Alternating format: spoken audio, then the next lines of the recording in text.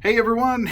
Wow, stocks are down, mortgage-backed securities are down. You know what's not down is housing appreciation. We're going to talk about housing today. Happy Tuesday, the Tuesday of twos. Is it happy 2/22 of 2022, the Tuesday of twos? Hello. Okay. Well, housing.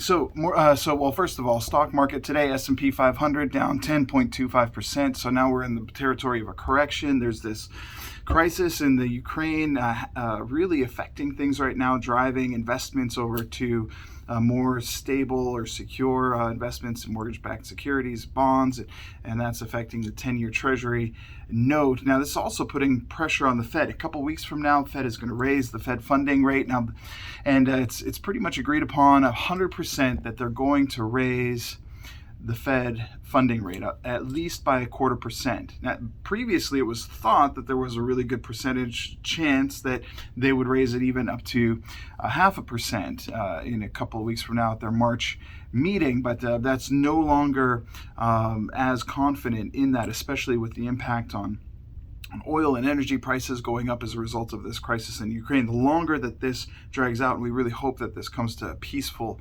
resolve and that this can be diplomatically resolved and that there's nothing else that comes from it. But the longer that this drags out from a financial market standpoint, it's going to continue to put pressure on the Fed to not raise interest rates by the amount that they had previously talked about. Now, let's talk about housing prices, appreciation. Today we got the Case-Shiller index came out. This is considered the gold standard of housing appreciation. Throughout the month we get different reports and some focus on median home prices, but the Case-Shiller index actually tracks individual homes and how their value and home values are increasing over time. So it's considered the most accurate indicator.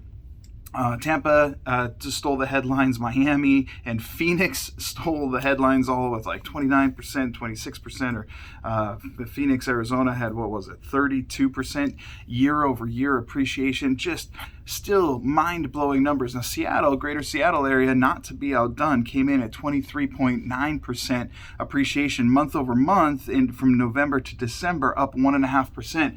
Coming into 2022, we had thought that, experts and economists had agreed that for the most part, we could expect somewhere in the mid to high single digits of appreciation for the year 2022, somewhere between 5 and 9%. Every weekend, I go to open houses to continue to just keep a beat on the market. In the last couple of weekends, man, the amount of people coming through open houses is just crazy. And I mean, it's not uncommon here on the east side for there to be 50 to 100 showings within the first couple hours of something coming on the market. And it's because there's record low inventory out there right now. And that is part of what's driving, and demand is not subsiding. So we have this imbalance that's supporting the appreciation that we're seeing. There's going to be more that I'm going to release here, a market report and a forecast for 2022. That's going to come out later this week.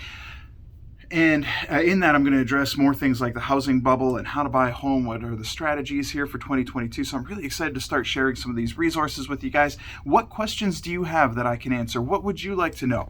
Love to answer those questions for you this week. So we're going to continue to be on guard for a lot of volatility when it comes to interest rates. Interest rates are somewhere up in the last 2 months between 1 and 1.25%, and that's primarily been caused by this high inflation. This week, on Friday, we're going to get the next PCE report, the PC Personal Consumer Expenditures report. That's the Fed's favorite index of inflation, the favorite gauge of inflation that the Fed really, really loves. Now, CPI, which is another measure of inflation, came out, and it came out higher than expected earlier this month. So we're on Friday, we could expect to see a lot of volatility in the markets.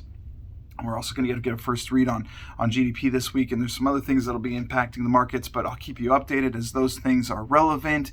Ongoing volatility.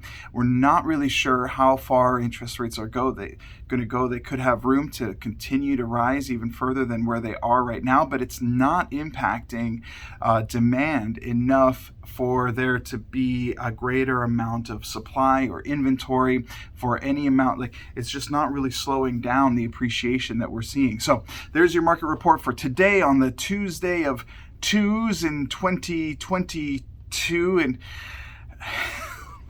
I just feel weird saying that.